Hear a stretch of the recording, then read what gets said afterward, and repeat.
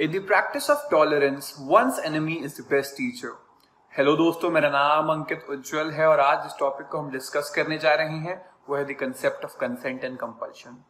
तो दोस्तों, जो सेक्शन 87 से लेकर सेक्शन 91 है ना इंडियन पीनल कोड 1860 का, वो बेसिकली बात करता है कंसेंट की बात करता है और वो कंसेंट के अराउंड रिवॉल्व करते रहता है।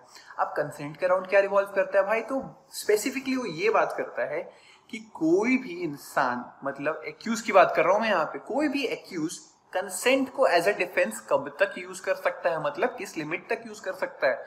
क्योंकि देखिए दोस्तों, आपको और मुझे बहुत अच्छे से पता है कि जो कंसेंट है ना, ये इतनी बारीक सी लाइन है कि किसी इंसान को एक क्रिमिनल भी डिक्लेयर कर सकता है तो किसी इंसान को इनोसेंट भी डिक्लेयर कर सकता है। क्योंकि क्राइम, जब हम लोग कहीं पे भी कुछ क्राइम होता है तो हम लोग दो चीजें देखते हैं, जो दो मेन इंग्रेडिएंट्स है। क्या देखते हैं? एक्टस रिया और दूसरा होता है मेंस रिया। अब भाई एक्टस रिया क्या बोलता है? एक्टस रिया ये बोलता है कि जो एक्ट है, जो रॉन्ग डूअर ने एक्ट कमिट किया, उसको बोलते हैं एक्टस रिया। अब मेंस रिया क्या होता है? मेंस रिया बेसिकली जो एक्ट को करने के पीछे जो इंटेंशन है ना, उसको हम लोग बोलते हैं मेंस रिया। तो दोस्तों, अब चलिए हम चलते हैं अपने ब्रेकडाउन की ओर और जाते हैं सेक्शन 87 के ऊपर। तो 87 क्या बात करता है? बहुत सिंपल है बॉस, कुछ डिफिकल्ट नहीं है, बहुत सिंपल है। सेक्शन 87 ये बोलता है कि कोई भी ऐसा एक्ट जिसमें चांसेस है किसी को ग्रीवियस हर्ट या डेथ हो सके, ठीक है, मान लीजिए चांसेस हैं कि ग्रीवियस हर्ट या डेथ हो सके, बट स्टिल इस नॉलेज के बावजूद भी सामने वाले इंसान ने कंसेंट दे दिया कि हाँ भाई कोई दिक्कत नहीं, चाहे वो एक्सप्रेस वे में दिया हो या इम्प्लाइड वे में दिया हो, और उसकी उम्र 18 से ऊपर होनी चाहिए भाई, और 18 से ऊपर उम्र है, उसने कंसेंट दे दिया कि हाँ भाई ठीक है, इस एक्ट के दौरान कुछ भी होगा तो मैं रेडी हूँ जो भी इसके कॉन्सिक्वेंसेस उसको झेलने के लिए। अब मान लीजिए उसी एक्ट से उस इंसान को ग्रीवियस हर्ट पहुंचता है या उसकी डेथ हो जाती है, तो भाई कौन लायबल होगा? ना बाबा ना, कोई लायबल नहीं होगा इसके लिए, कोई भी लायबल नहीं होगा। अब ये बेसिकली ना एक लीगल मैगजीम है, उसके अराउंड रिवॉल्व करता है। कौन सा मैगजीन है? वो है voluntary non fit injuria. Voluntary non fit injuria क्या बोलता है? वॉलंटरी नॉन फिट इंजूरिया बोलता है कि भाई he who gives consent can't complain. मतलब भाई, जब आपने खुद ही सामने से कंसेंट दे रखा है तो आप कंप्लेन किस बात कर रहे हो? किस बात की कंप्लेन कर रहे हो? तो अब इसका एग्जाम्पल क्या ले लेते हैं। अब देखो दोस्तों, सबने बचपन में WWE देखा है, अब हमें पता चला कि ठीक है फेक है। तो जो उसमें रेसलर्स होते हैं या कह सकते हैं कि प्रोफेशनल आर्टिस्ट होते हैं, उनको पता है कि उनको बेसिकली पहले बता दिया जाता है कि इन सब के दौरान ये जो एक्ट्स होंगे आपके, जो भी फाइटिंग उनके दौरान आपको चोट पहुंच सकता है या कुछ भी हो सकता है, तो भाई उसके लिए हम लोग रिस्पॉन्सिबल नहीं होंगे। तो उस चीज पे कंसेंट पे पहले साइन कराया जाता है, ठीक है, तो उसको हम लोग ले सकते हैं। अब मान लीजिए किसी को चोट पहुंच गई वहां पे, तो कोई WWE फेडरेशन पे ये नहीं कर सकता, उंगली नहीं उठा सकता कि भाई तुम्हारे वजह से हुई है, तुम्हें अब इसको तुम लायबल हो इस चीज के लिए ना।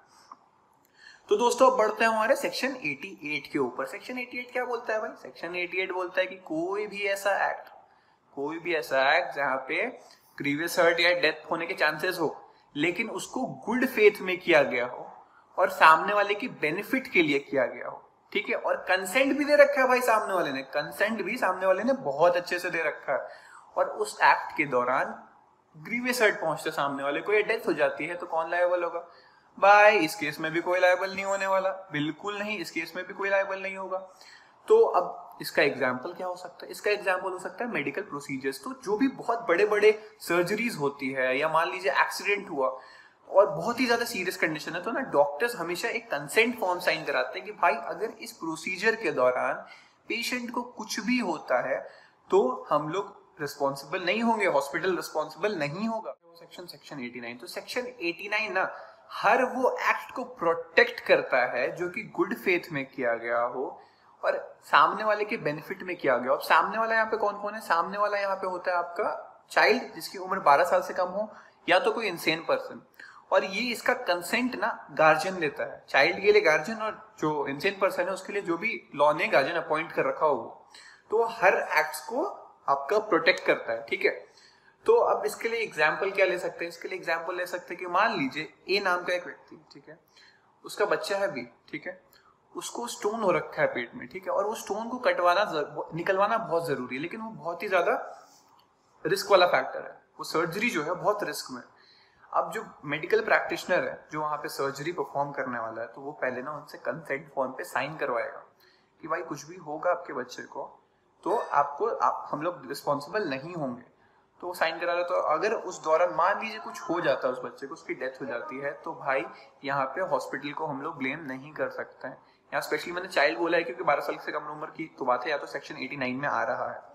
अब बढ़ते हैं भाई हम लोग सेक्शन 90 की ओर। और सेक्शन 90 क्या बात करता है, वो बताता है बेसिकली कि defence consent as a defence कहाँ नहीं एप्लीकेबल है।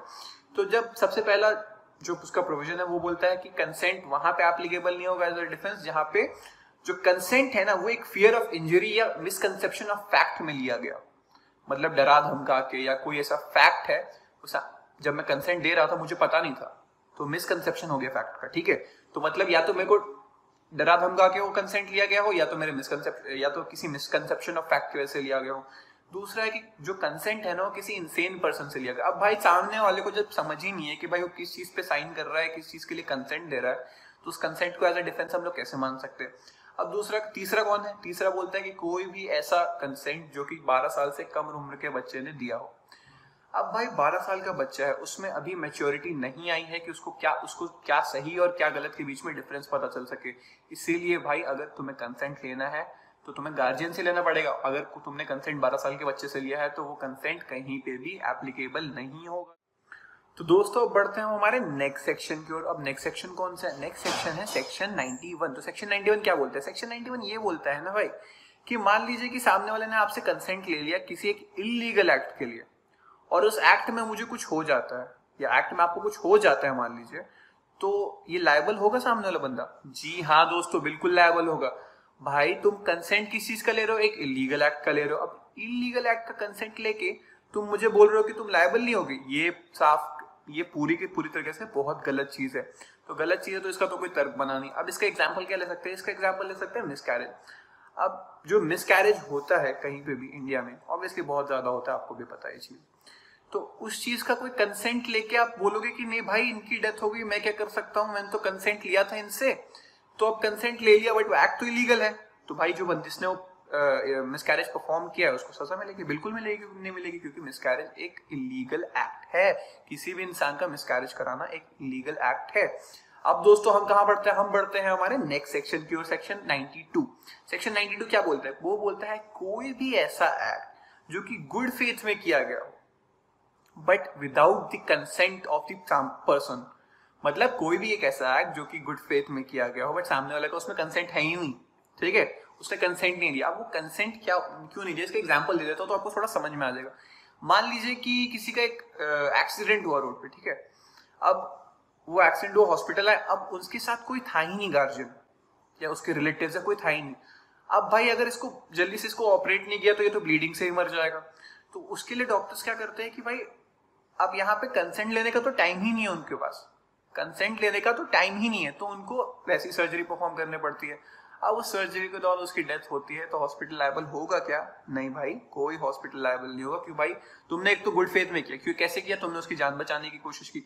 अब जान बचाने की कोशिश की और वहां पे कंसेंट देने के लिए कोई था ही नहीं, तो ये कोई एक्सक्यूज नहीं हो सकता कि सामने वाला लायबल हो जाए इससे, ठीक है। अब नेक्स्ट सेक्शन पे बढ़ते हैं, सेक्शन 93। सेक्शन 93 क्या बोलता है, सेक्शन 93 ये बोलता है कि कोई भी ऐसा कम्युनिकेशन जो कि गुड फेथ में किया गया हो बट क्या हुआ उस कम्युनिकेशन से सामने वाले पर्सन को कुछ हार्म पहुंच गया, तो भाई वो जिसने वो कम्युनिकेशन दिया है ना वो लायबल नहीं होगा इस चीज में। अब इस चीज का एग्जांपल ले सकते हैं कि मान लीजिए कि एक डॉक्टर है, वो एक पेशेंट की वाइफ के पास गया और बोलता है कि भाई तुम्हारे जो हस्बैंड है ना उनको कैंसर है, ठीक है। अब उसने ये चीज सामने वाले को बताई। अब उस वाइफ की वो न्यूज सुनते ही, वो जो कम्युनिकेशन था उसको सुनते ही उसकी डेथ हो गई शॉक से। तो यहाँ पे डॉक्टर क्या लायबल होगा इस चीज के लिए? बिल्कुल नहीं लायबल होगा। इसमें डॉक्टर की कोई गलती नहीं, तो उसका काम था कि पेशेंट के रिलेटिव को इन्फॉर्म करना कि भाई हाँ क्या कंडीशन है पेशेंट की, तो ये चीज बस उसने इन्फॉर्म किया। इसमें कोई भी गलती नहीं है डॉक्टर की और यहाँ पे डॉक्टर लायबल नहीं होगा। तो मतलब कोई भी ऐसा कम्युनिकेशन जो कि गुड फेथ में किया गया हो बट सामने वाले को अगर वो हार्म कर देता है तो यहाँ पे वो बंदा जिसने कम्युनिकेशन पास ऑन किया था वो लायबल नहीं होगा। तो अब दोस्तों हम बढ़ते हैं अपने नेक्स्ट सेक्शन के लिए। तो नेक्स्ट सेक्शन क्या बात करता है, सेक्शन 94 ये बात करता है कि वो ना इम्यूनिटी प्रोवाइड करता है कोई भी एक ऐसे आदमी को जिसने कोई एक एक्ट किया हो, कंपल्शन के अंदर किया हो। मतलब क्या हुआ कि मतलब उसको ना उस सिचुएशन में उसके पास कोई और ऑप्शन नहीं था, उसके पास उस सिचुएशन में कोई और ऑप्शन नहीं था रैदर देन वो एक्ट करना। ठीक है, मान लीजिए क्या होता है कि एक बैंक की रॉबरी होती है। ठीक है, अब बैंक की रॉबरी हुई तो गार्ड होता है बाहर। अब गार्ड ने, मान लीजिए गार्ड को इन लोगों ने गोली बंदूक दिखा दी। ठीक है, उसने बोला कि गेट खोलने के लिए बैंक का, ये रात की बात बोल रहा हूँ मैं, रात की, तो गेट वेट सब बंद है। बैंक की बोला कि तुम अगर गेट नहीं खोलोगे तो तुम्हें मार देंगे। तो यहाँ पे क्या हुआ, कंपल्शन हुआ। अब जब चोरी हो गई, यहाँ पे अगर केस बैठेगा तो भाई कि तुम बोलोगे कि गार्ड भी उसके साथ लायबल होगा। क्यों भाई? क्योंकि उसने गेट खोला। भाई ये चीज बहुत अच्छे से समझनी चाहिए कि उसने गेट तब खोला ना जब उसकी जान को खतरा पड़ा। ठीक है, तो ऐसा कोई भी सिचुएशन आया जहां पे सामने वाले ने ऐसा एक्ट, कोई भी ऐसा एक्ट किया जो कि एज इन अ कंपल्शन किया, मतलब उसके पास कोई ऑप्शन था ही नहीं वो एक्ट ना करने के अलावा। ठीक है, तो चलिए दोस्तों, अब इसको खत्म करने से पहले ना हम एक केस लॉ देख लेते हैं। तो केस लॉ कौन सा देखते हैं? पुनाई फातिमा वर्सेस एम्परर 1869 का। अब भाई ये जो केस लॉ है ना, ये बात करता है कि ये होता है ना, इसमें एक बंदा होता है। ठीक है, तो वो सामने उसके एक बंदा आता है जो कि स्नेक चार्मर होता है बेसिकली। तो वो बोलता है कि भाई तुम एक काम करो, स्नेक से तुम बाइट करवा लो। ठीक है, मतलब स्नेक तुम्हें काटेगा, मैं तुम्हें बोल रहा हूँ स्नेक बाइट से तुम्हें कुछ नहीं होगा, मेरे पास ऐसे हीलिंग पावर्स है। ठीक है, अब इस बेचारे को लगा कि हाँ भाई शायद हो सकता है ऐसा कुछ, तो इसने ना उस अपने आप को सांप से कटवा दिया। ठीक है, अब सांप से कटवाया और उस बंदे की वहीं डेथ हो गई। कुछ नहीं कर पाए, सब ढोंगी होते हैं, पहले से बता रहा हूँ, तो कुछ नहीं कर पाए। ठीक है, अब कुछ नहीं कर पाया तो अब इसमें लायबल कौन होगा? वो स्नेक वाला होगा ना या नहीं होगा? क्यों नहीं होगा? अरे भाई तुमने जो एक्ट किया है, भले तुमने कंसेंट ले लिया हो वहां पे, लेकिन वो मिसकंसेप्शन एक फैक्ट की वजह से हुआ ना, मतलब वहां पे तुमने फैक्ट छुपाया ना कि तुम्हें कुछ नहीं आता। ये सब फालतू की बातें हैं। तो दोस्तों यही होता है, यहाँ पे कंसेंट था बट स्टिल यहाँ पे तुमने वो कंसेंट कब लिया? उस कोई एक ऐसे फैक्ट को मिसरिप्रेजेंट करके।